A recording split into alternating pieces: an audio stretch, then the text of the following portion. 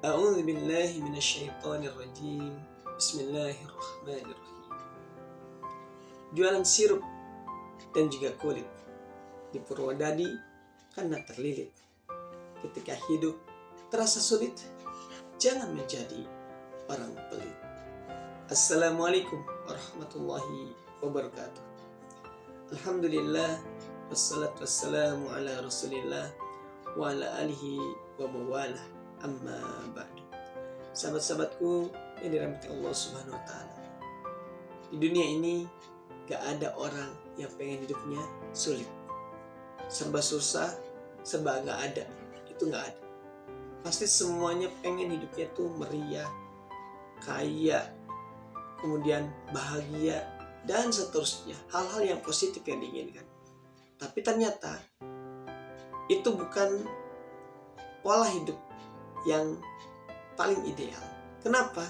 Karena kalau hidupnya sehat terus, kaya terus, dan bahagia terus, dia tidak akan pernah bisa merasakan pedihnya kemiskinan.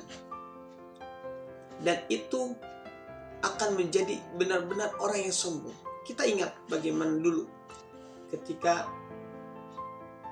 Fir'aun laknatullah alaih, ia gak pernah sakit, sehat selalu, dia kaya, harta melimpah, gak pernah peduli dengan yang namanya orang lain.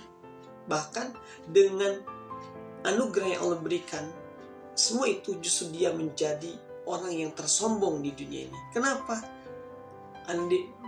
Dia bilang, Ana rabbukumul a'la, aku Tuhanmu yang paling tinggi. Bayangkan, manusia diciptain Allah, dia bisa mengatakan Ana rabbukumul a'la, aku Tuhanmu yang paling tinggi. Karena apa? Karena gak pernah sakit, dia gak pernah sulit, dia Allah berikan anugerah yang melimpah. Jadi ujungnya apa? Ya, bukan paham dengan orang-orang yang sulit, tapi justru dia merasa takabur sombong. Nah, teman-temanku yang dirahmati Allah Subhanahu wa Ta'ala, tetapi ketika kita merasakan yang namanya kesulitan, sejatinya kita sedang belajar nikmatnya kecukupan. Orang kaya, kalau kaya terus, dia akan sombong seperti tadi Fir'aun. Kalau dia sehat terus, dia juga akan seperti Fir'aun. Tapi kita, Allah berikan dua hal untuk keseimbangan. Karena hidup ini perlu keseimbangan. Ada siang, ada malam. Ada laki-laki, ada wanita. Gak mungkin malam terus gelap dulu. Kita gak akan bisa menikmati kegelapan itu. Tapi kita akan merasakan kenikmatan, nikmatnya kegelapan ketika melihat bintang, bulan, dia. Ketika kita merasakan siang hari yang begitu terang karena matahari dan panas. Dan itu bagian daripada bagaimana Allah memahamkan kita tentang nikmatnya. Sebagaimana hari ini Allah ciptakan manusia berpasang-pasangan, ada laki-laki, ada perempuan. Kan secara fitrahnya apa? Laki-laki dan perempuan. Itu fitrah. Dan Rasulullah juga mensunahkan itu agar ketika seorang itu sudah mulai sampai pada balik dan siap untuk menikah, maka dia harus menikah. Karena beliau juga menikah. Karena dulu ada orang yang sahabat, dia kagak mau nikah. Dia kemudian qiyamul lail melulu, dia puasa melulu. Kenapa? Karena ia menganggap bahwa itu adalah hal yang baik. Ketika diadukan kepada Rasul, apa kata Rasul? Saya menikah. Dan itu ada sunnah. Kemudian saya juga berbuka, enggak puasa terus. Saya juga tidur, enggak qiyamul lail melulu, enggak beraktivitas amal kebaikan melulu. Intinya bahwa hidup ini harus seimbang. Kita harus menjalani sebagaimana fitrahnya kita. Bisa kita bayangkan para biarawati yang tidak menikah, pasti ada kekosongan. Kenapa? Karena fitrahnya dia harus ada yang namanya menikah tadi ya. Kalau terkait dengan ini, menikah itu fitrah. Sehingga kalau ketika itu tidak dijalankan, maka ada yang kurang. Nah, teman-teman yang dirahmati Allah Subhanahu wa Ta'ala, Kalau kita sekarang merasakan yang namanya kesulitan, jangan pernah khawatir. Allah senantiasa menyaksikan. Dan apa kata Allah? Ud'uni astajib lakum. Gitu. Ud'uni astajib lakum, kata Allah. Mintalah padaku, aku kabulin. Sesulit apapun teman-teman kita di dunia ini, belum punya jodoh, minta sama Allah.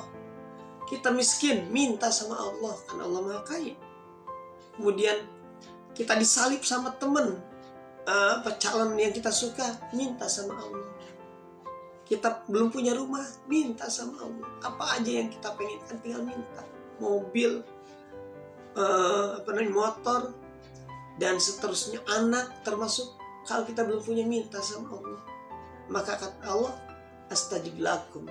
Kalau kita mintanya jelas, bukan minta pada dukun, bukan minta pada atasan, bukan minta pada orang-orang yang kita anggap berada, bukan, minta sama Allah. Dan kalau kita sudah jelas minta pada Allah, Allah yang Maha memiliki segalanya. Kalau kita minta sama atasan sebatas dia sebagai amanah. Kalau amanahnya sebagai atasan hilang, selesai. Atau kita ke presiden cuma berapa tahun, setelah selesai itu dia selesai lagi, ganti batasan presidennya. Nah, intinya bahwa ketika kita meminta, mintalah pada tempat yang tepat, yaitu Allah Azza wa Jalla. Karena Allah sudah jamin ketika engkau meminta, aku kabulkan. Teman-teman yang dirahmati Allah Subhanahu wa Ta'ala. Nah, di antara cara meminta kepada Allah adalah ketika kita sulit, jangan pernah pelit. Karena kesulitan ini akan Allah buka dengan menjadi mudah ketika kita mau beribadah, kita mendekat kepada Allah, kita baca Quran, kita bersedekah. Itu akan membuat Allah membukakan rahmatnya. Allah memudahkan untuk kebutuhan kita. Kenapa? Karena kita melakukan apa yang Allah suka. Ya, ibarat kata kalau misalkan atasan kita kita berbaik sangka atau melakukan sesuatu untuk atasan kita juga akan memberikan apa yang kita minta, bahkan lebih daripada apa yang kita minta. Ketika kita berbuat baik kepada atasan kita atau kepada bos kita, karena itu adalah manusiawi, tapi Allah di atas itu. Kita berbuat salah aja Allah kasih kok. Kita maksiat kepada Allah kasih. Allah enggak pandang bulu, Allah enggak hitung-hitungan, karena Allah itu Maha sayang kepada kita. Adanya kita di dunia itu bagian daripada kasih sayang Allah. Itu tanda Allah sayang kepada kita. Kita dijadikan manusia yang berakal, bukan binatang. Itu tanda Allah senang dengan kita, sebagai bentuk Maha Rahman dan Rahimnya Allah. Oleh karenanya teman-teman yang dirahmati Allah Subhanahu wa Ta'ala, yuk kita balas dengan rasa syukur kita, berbuat baik dimanapun kita berada, kepada siapapun, bahkan termasuk kepada orang kafir sekalipun. Yang mudah-mudahan kita berharap ketika kita berbuat baik kepada orang kafir, ia masuk Islam. Dan setiap amal yang dilakukan oleh mu'allaf tersebut, kalau di Islam disebutnya mu'allaf, orang kafir masuk Islam, maka itu akan menjadi pahala buat kita. Dan itulah yang menjadikan Abu Bakar As-Siddiq radhiyallahu anhu di antara umat ini yang paling banyak pahalanya. Kenapa? Karena beliau adalah orang pertama yang masuk Islam setelah kepada Rasulullah SAW. Teman-teman yang dirahmati Allah Subhanahu wa Ta'ala, mudah-mudahan Allah senantiasa membimbing kita di mana kita berada, dalam kondisi apapun, dengan kondisi apapun, dengan hati yang senantiasa ingin berbuat baik dan mampu melakukan itu. Kita bersedekah di mana saja. Kalau nggak bisa dengan uang, maka dengan senyuman, kata Rasul. Berulang kali saya sebutkan, tabassumuka li akhika shadaqatun, kata Rasul. Senyummu kepada temanmu itu sedekah. Jangan sampai kita ketemu teman cemberut atau membuat orang lain yang tadinya bahagia ketika kita datang berubah suasananya. Nah, jangan sampai seperti itu. Maka kita lakukan hal sekecil apapun. Kalau bisa kita membantu mengangkatkan atau dengan uang, kita dengan uang. Tapi kalau misalkan tidak bisa dengan uang, kita masih bisa melakukannya dengan senyuman dan sebagainya. Barakallahu fikum, kurang dan lebihnya mohon dimaafkan. Salam akal sehat. Wassalamualaikum warahmatullahi wabarakatuh.